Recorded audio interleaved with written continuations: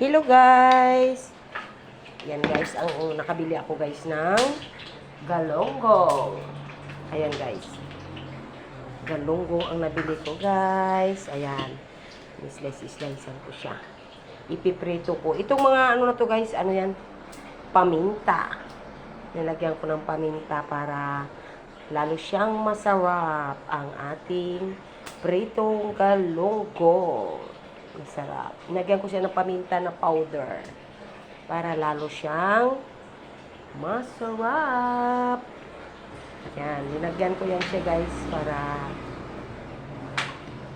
nababad-babad ko na siya. So, pwede na natin siya iprito. Ayan na guys, ang ating galunggong. Ayan, malalaki yan na galunggong guys. Hindi ko siya pinutol. Buo ko lang. Ayan. Iprito na natin guys. Let's go. Ayan na guys, luto na ang ating prito na galunggong.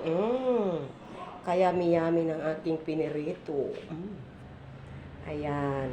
Tapos yan, i-slice ko yan guys. I-slice ko to at yan ang aking ilagay sa aking sausawan.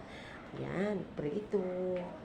Yan, isawsaw natin yan. Lagyan natin yan kalamansi at saka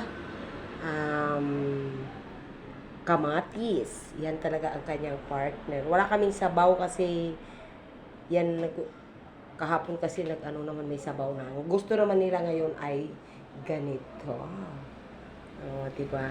Sarap ang ating prito ngayon, guys. Yan ko talaga kasi gusto nila ganyan ang pagprito. Thank you, guys. Thank you for watching.